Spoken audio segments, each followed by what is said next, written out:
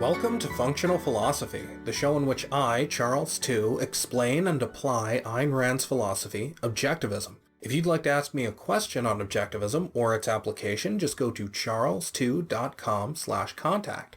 And my last name is spelled T as in tango, E as in echo, and W as in whiskey.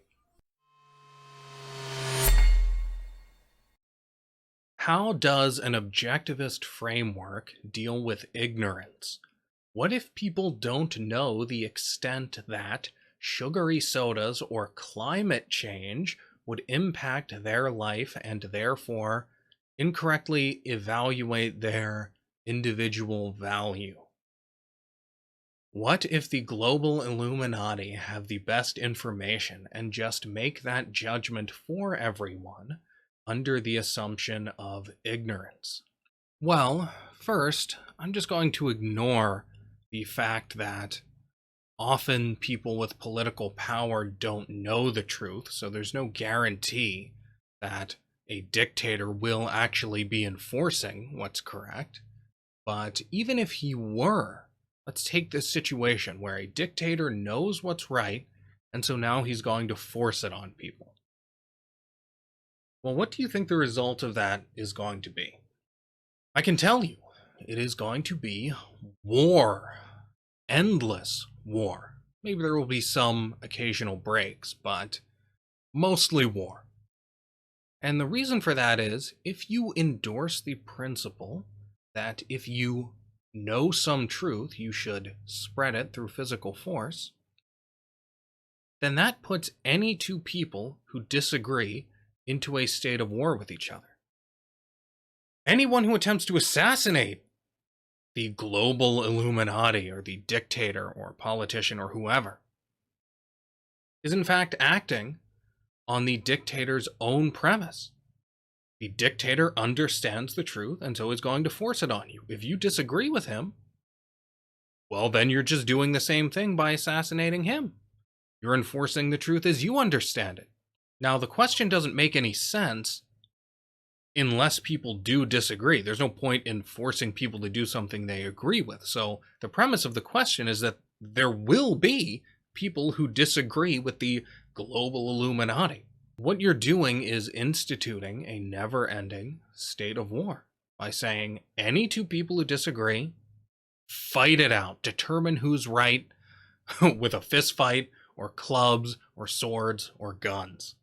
Now consider whether the truth has a better chance of spreading under conditions of war or under conditions of peace. Is it more likely that the faction who understands the truth, if any, is likely to win a contest of arms, or is it more likely that the truth will win through persuasion? Peace is much more auspicious for the spread of truth than is war, because truth has an advantage in peaceful persuasion because it's true. You can convince people of it. And even the most obstinate moron is no obstacle compared to a machine gun. Restricting the spread of truth through force is actually the greatest aid to the spreading of truth. There's no reason to think that whoever is right in war is going to win, but there's every reason to think that the truth will win over time when you're talking about persuasion. This isn't even to go into the discovery of new ideas, which are always a minority position. By the nature of reality, any newly discovered idea, any revolutionary truth is always championed by the few people who discovered it and got on board with it at the beginning. Now, those people have no chance whatsoever if we're going to spread the truth through force. They can win through persuasion in the long run. Yes, you may find it frustrating that it will take a long time and that people should be more honest and get on board more quickly, and that's true. But the alternative is, well, let's just fight it out. And people proposing revolutionary theories are not going to win a contest of arms because there will be so few of them by necessity. So Intellectual progress requires peace. It requires allowing people to believe things that are false. Because if you don't, then the majority is going to say, this new idea is false. Let's shut them down. Now, you don't have to take my word for this or just accept this as theory. If you were acquainted with history to even a minimum standard, then you would be able to verify this empirically. This was the history of, let's say specifically Europe, endless religious wars, so long as whoever had the power of physical force, whoever controlled the state, was allowed to force his ideas on other people. That's just what you do. And then a couple hundred years ago, people had the idea, well, what if we just let people be wrong? What an amazing idea. And it led to an unprecedented period of peace and human progress. You coming along with this, well, hey, what if we just forced people to do what's right? Yeah, we tried that for a couple 100,000 years. Thanks, Johnny come lately. That's not a new idea. We tried it. It was horrible. It didn't work. The really new idea is let's let people be wrong. And that's been working pretty damn well, fabulously well.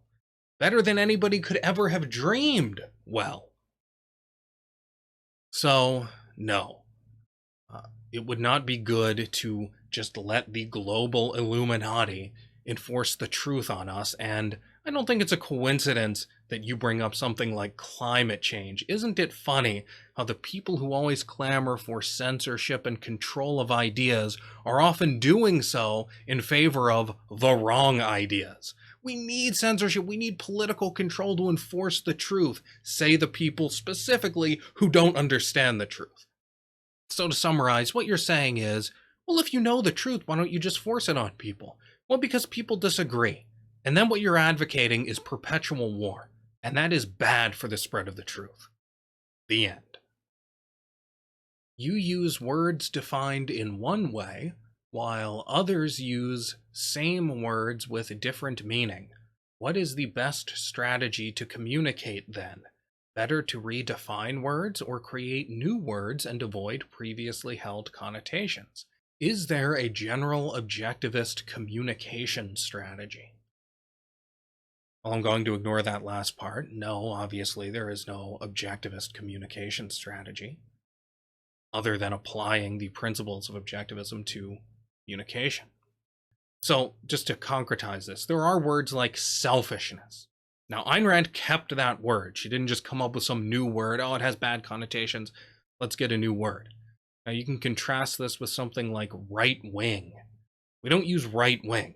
We say, throw that word away. We're not using that. We use something else. So what's the difference here?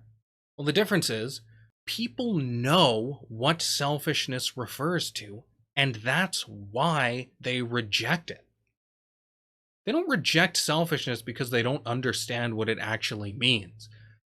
Now, they do put things under the label selfishness that don't actually belong there, but they also reject things that they actually do correctly identify as selfish.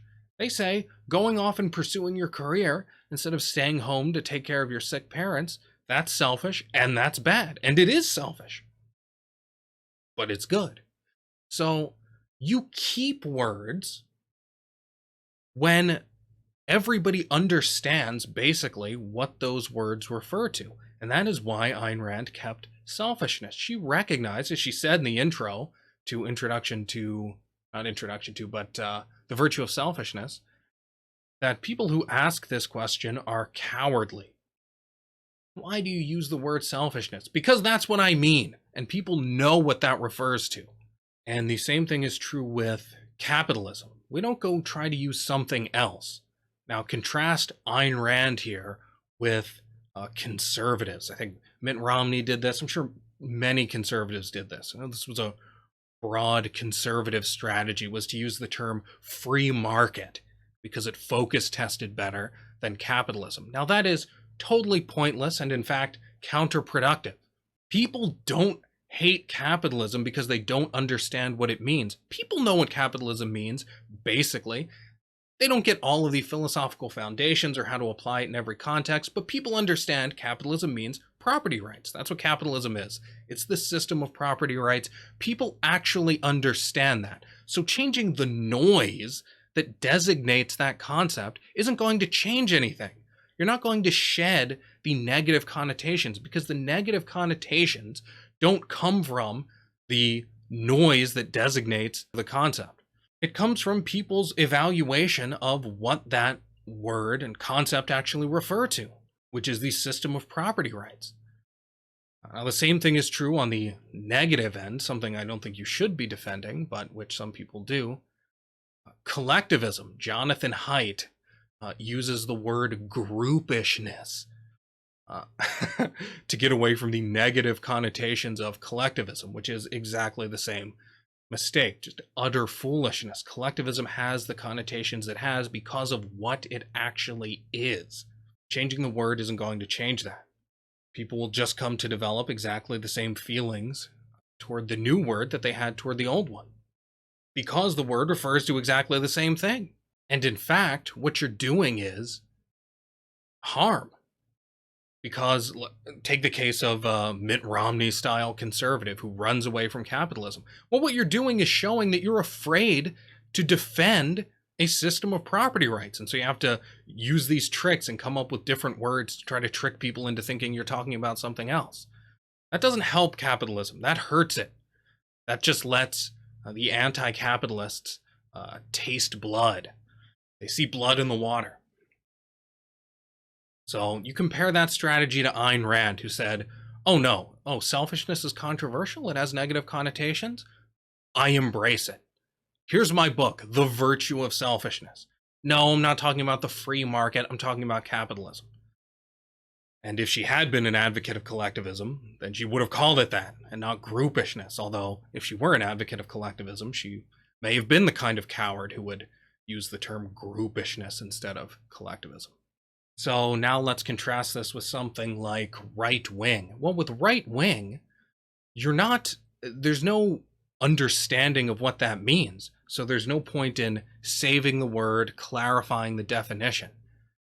You should just get a new word, because there's no value in keeping it. It's just confusing. Nobody knows what the hell right wing means. Does right wing mean, as it's come to mean, an advocacy of hierarchy of any kind per se? So the free market is right wing because it advocates a kind of hierarchy, a hierarchy of competence. Is Hitler right wing because he advocates a hierarchy of races? Is right wing conservative? Is it socially conservative? I mean, right wing is just too confusing. It's not specific enough, so throw that word out, because there's no value to it, because people don't know what it refers to.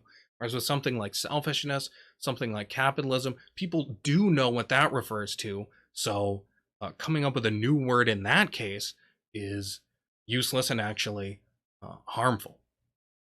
Whereas if you have a word that nobody knows what the hell it means, then you should come up with a new word.